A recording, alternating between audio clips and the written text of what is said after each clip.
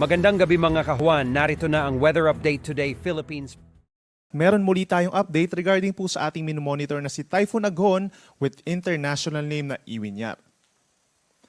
As of 4 in the afternoon ay nandito pa rin sa North Philippine Sea sa loob ng area of responsibility itong si Typhoon Aghon.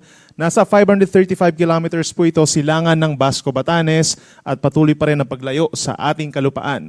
Taglay pa rin ito ang hangin na 130 kilometers per hour malapit dun sa kanyang sentro at may gustiness hanggang 160 kilometers per hour. Unti-unting bumibilis na rin po ang pagkilos ito palayo ng ating bansa pahilagang silangan at 30 kilometers per hour. Sa ngayon po yung ating prevailing weather system ay yung tinatawag na southwesterly wind flow o yung hangin po galing dito sa may timog kanluran na siya nagpapaulan sa kanlurang parte po ng Luzon and Visayas, bahagyang ine-enhance or pinapalakas nitong si Typhoon Aghon. Habang meron din po tayong mga kaulapan dito sa may norte, ito yung tinatawag natin na frontal system o yung linya po kung saan nagtatagpo ang may kalamigang hangin galing sa may mainland Asia at yung mainit naman na hangin galing po dito sa may North Pacific Ocean. At base naman sa ating latest satellite animation, wala po tayong namamataang panibagong cloud clusters na magiging low pressure area or bagyo sa natitirang bahagi po ng linggong ito. Base po sa latest track ng Pag-asa, inaasahang kikilos pa rin po pa-northeastward or pahilagang silangan sa susunod na 24 oras itong si Typhoon Aghon at posibleng lumabas na rin po ng Philippine Area of Responsibility Miyerkules ng hapon. Sa ngayon po wala tayong tropical cyclone wind signal or direct effects sa panig ng ating bansa. Kita rin natin yung ating kulay dilaw po na bilog dito. Ito yung associated sa malakas na hangin at pinakamalalakas pa dito sa kulay pulang bilog. So ibig sabihin wala siyang direktang epekto.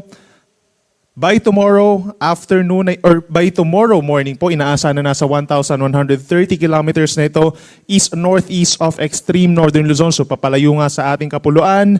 Inulit natin, wala po itong direktang epekto sa atin. Yung mga gustiness na na-experience po natin ay dahil pa rin doon sa southwesterly wind flow, yung hangin po galing dito sa may timog kanluran at hindi dahil kay Typhoon Aghon. In terms of mga pag-ulan, hindi rin po si Typhoon Aghon ang dahilan ng mga pag-ulan dito sa western side ng ating bansa, kundi dahil pa rin po sa southwest wind flow o yung mahalabagat na hangin galing sa may West Philippine Sea. By tonight, asahan pa rin ang mga pag-ulan over Occidental Mindoro, Antique, at malaking bahagi po ng Palawan, nasa around 50 to 100 millimeters po at minsan malalakas po ito. By tomorrow, May 29, inaasahan pa rin ang mga pag-ulan sa Occidental Mindoro pero aangat na yung ating mga pag-ulan dito sa may Zambales and Bataan kasabay din ang pag-angat nitong si Bagyong Aghon. So aasahan din yung mga light to moderate with at times heavy rains bukas. Then pagsapit po ng Thursday, May 30, inaasahan pa rin ang mga pag-ulan sa Zambales and Bataan and then aakyat pa muli ang mga pag-ulan dito sa may area po ng Pangasinan, 50 to 100 millimeters pa rin po. Possible yung mga pagbaha sa mga low-lying areas at possible din yung pag-abo pa rin ng mga ilog dun sa western side of Luzon dahil pa rin sa southwest wind flow. Meron din pong tsansa ng mga pagguho ng lupa or landslides sa mga bulubundukin na lugar. Kaya po kung meron tayong mga nare-record na ganito mga insidente, pakipag-ugnayan lamang po sa inyong local disaster risk reduction and management offices kung kinakailangan. Para naman po sa magiging taya ng panahon, para bukas, yan po ay araw ng Miyerkules, malaking bahagi ng Western Luzon na magkakaroon ng pag-ulan dahil pa rin sa southwest wind flow plus the frontal system dito sa may norte, kabilang na ang Batanes and Babuyan Group of Islands. Yung nature ng mga pag-ulan natin, kalat-kalat na ulan and mga thunderstorms, madaling araw pa lamang, possible na yung makulimlim na panahon dito sa may Ilocos Region, doon nga sa may Apayao, Batanes and Babuyan Islands, Zambales, Bataan, dito rin po sa kanlurang parte ng Calabarzon, itong Cavite and Batangas, pababa ng malaking bahagi ng Mimaropa, aasahan yung mga pag-ulan na posible pa rin magdulot ng pagbaha at pagguho ng lupa at tulad ng nabanggit natin, sa may Zambales, Bataan and Occidental Mindoro, pinakamalalakas ang mga pag-ulan. Dito naman po sa Metro Manila at natitirang bahagi ng Luzon, asahan pa rin ang bahagyang maulap at madalas maulap na kalangitan kung dito sa Metro Manila at mga nearby areas such as Pampanga, Bulacan, Rizal, and Laguna.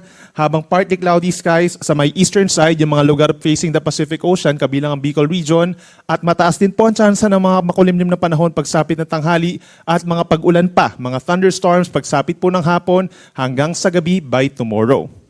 Temperature natin sa Metro Manila from 26 to 30 degrees Celsius, habang dito naman sa Baguio City mula 16 hanggang 20 degrees Celsius. At posible ang pinakamainit na panahon dito po sa may area ng Cagayan, Isabela, and Bicol Region. Dito sa Palawan, posible pa rin pong maulap na kalangitan na sinasamahan ng kalat-kalat na ulan, epekto ng southwest wind flow o yung malahabagat na hangin galing sa kanluran. Gayun din po sa malaking bahagi ng Western Visayas at pinaka-apektado nga itong lalawigan ng Antique at southern portion of Iloilo. Itong Central Visayas, partly cloudy to cloudy skies. Yung Eastern Visayas, actually fair weather conditions. So madalas maaraw naman sa umaga hanggang sa tanghali na sinasamahan ng mga pulupulong ulan, pagsapit pa rin ng hapon hanggang gabi. Temperature natin sa Metro Cebu 27 to 33 degrees Celsius habang pinakamainit pa rin sa may areas po ng Eastern Samar, Northern Samar at Tacloban, Leyte. Pagdating naman po sa Mindanao, makakaranas pa rin ng bahagyang maulap at minsan maulap ang kalangitan. By tomorrow, araw po ng Miyerkules, may chance na ng mga pag-ulan sa may areas po ng Basilan, Sulu, and Tawi-Tawi, habang may chance na rin ng mga saglit na pag-ulan or pagkidlat pagkulog sa natitirang bahagi pa ng Mindanao.